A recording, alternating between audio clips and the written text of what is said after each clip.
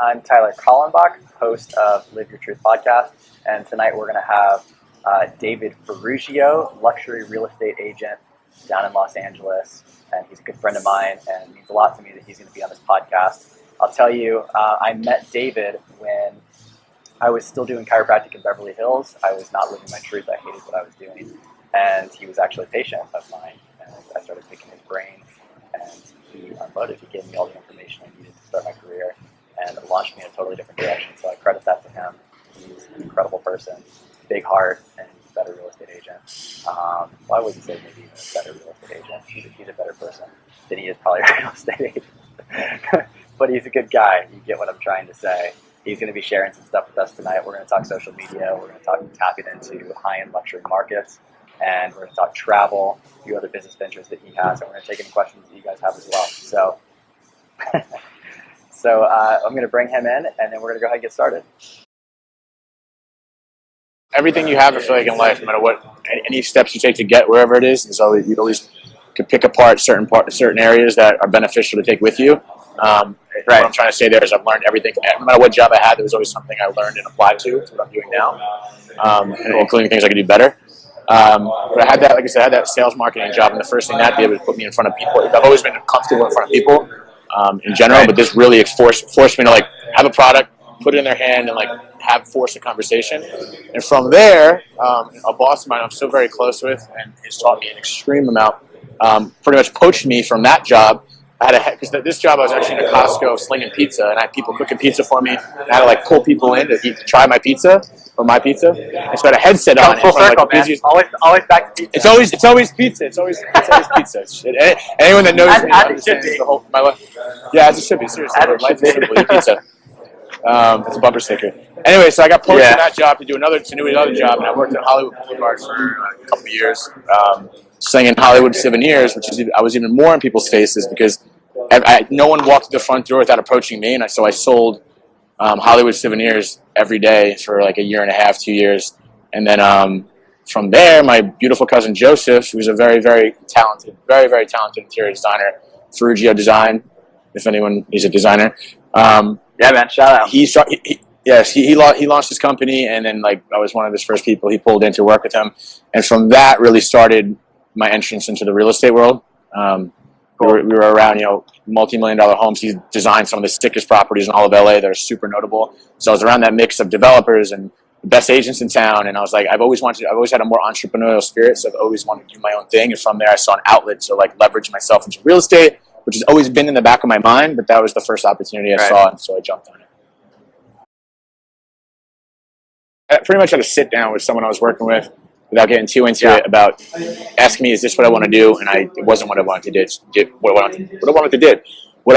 So at that point, I kind of just, I made a decision. I said no to that, and I said yes to the next one. The next one was doing real estate. So after I pretty much left that position, which is in the field of development with my cousin and a lot of other stuff in between. I need a few beers and more time to explain that. We should have done that. Besides, that's next, the alcoholic podcast. Yeah. So from there, I just literally took the leap. Like you mentioned, Ben. So hopefully, if Ben's watching, I owe a lot to Ben still, even to this day. He's one of the best agents in town, and blessed me the opportunity to work with him. And even today, I'm still on his team.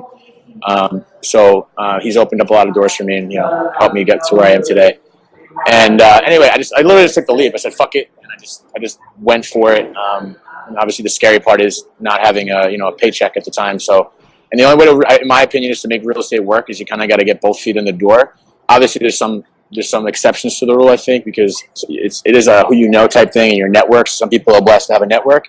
I had to come out here and build it myself, which a lot of people have to do. Most people have to do. So sometimes you get deals thrown your way, as you know, but a lot of the time you have to kind of go get it. You have to go get it. So one thing one of the two things that I'll mention that Ben told me I remember the first time I met him. He said, just knock on doors. That's one of the things I've always done since then, and it's paid the most homage. So I didn't have money to spend at the time. So I was like, how can I get business for free? Or free from at least monetarily. And I would just knock on doors.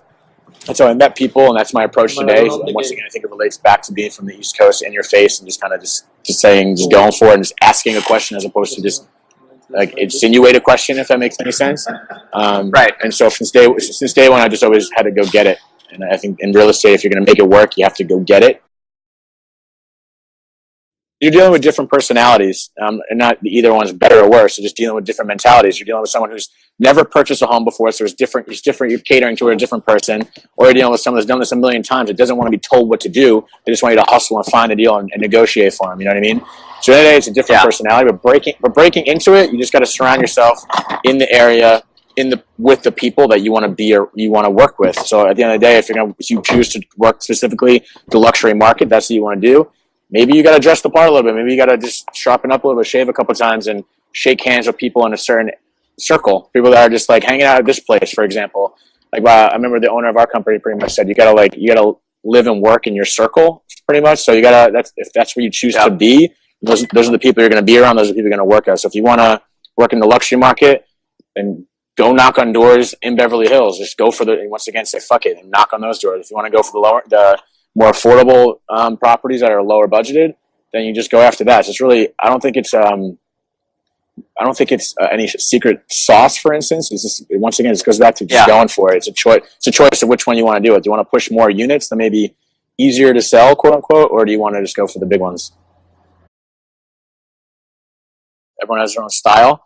And I kind of like figured I don't want to say I figured my style out. I think after a while I was like, I'm just gonna be me and just post what I think people might like, but at the same time, just be me. So like you said, you alluded to in regards to like the mix of little comedy routines I like to do. But if anyone that knows me, I like to fool around a little bit, but I also can get shit done. Right. So I think me personally, I've learned that my page is about, it's a blend of being professional and getting shit done, but also just having fun, which I think is important in life.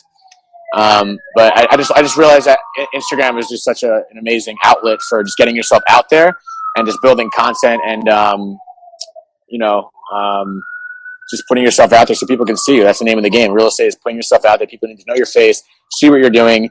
And I've realized that through Instagram, I've gotten business meetings, I've gotten clients, I've sold homes through Instagram. So even once I started getting that engagement, I took it even more seriously. So for anyone that's looking for an easy way to get themselves out there, Instagram and social media is the easiest way to do it. And how to do it, there's obviously some tricks of the trade in regards to like, and obviously like the hashtags and all that stuff. But in regards to just content, I think the biggest thing is just, there's very simple editing tools out there like iMovie and just the filters and whatnot in regards to editing a film. So it has to like look professional, but at the same time, people like that rawness. So all your at least your Instagram stories and whatnot, I think if people are in your face like they are right now, it looks more natural and people respond to that. So at the end of the day, I think that you just show people your personality, because especially there's a mix. If you're showing yourself one way on Instagram and they meet you in person, it doesn't translate. I think that's just a bad look. My biggest ode to Instagram is just keeping it real and just, this is who I am. I'm going to show you guys a little bit of my life, not everything.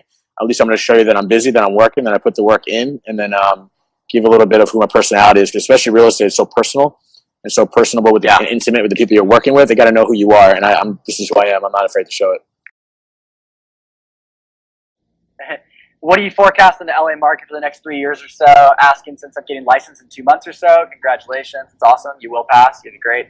How should I prepare for those market changes? David, I'll let you get this one. That's why they call it a forecast. If I knew what the hell was going on, I'd be making probably even more money. But I think it's interesting right now. I think the market, the thing about LA is every area is so different. It's just such like a nookie area where it's hot over here, dead over here, kind of thing.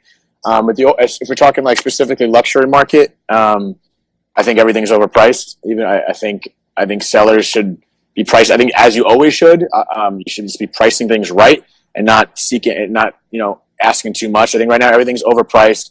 I think buyers right now are even more educated than they've ever been, so it's even more important to price things right. And with that, with those sellers asking too much, things are sitting a little bit longer, but there's still a slew of buyers that are out there. So with the contradiction of interest rates going up, I think prices are going to come down. So even when that happens, maybe it'll be a little bit more of a buyer's market. That's just kind of my thought. But then also the buyers are struggling. Do I want to buy things now when things are priced high, when interest rates are so low, or should I buy things that are priced low and interest rates are high? So there's it's kind of a damned if you do, damned if you don't situation. But in general, I think maybe prices are going to correct a little bit. The development aspect of it, I think, it might be a little bit of a problem. There's so much coming to the market and like high-end luxury deals in the Hollywood Hills. You drive up and down the streets, people are still building. And I think this year and next year, they're all going to hit the market. And then I think there's going to be too much inventory. So then, like I said, maybe that'll switch into a buyer's market. So what you're preparing for, maybe stack up on buyers. You know what I mean? Like go for sellers, obviously, like you always want to do. That's in contract and more like, exclusive money into your pocket. But at the same time, maybe just start picking up buyers and get preparation for a buyer's market.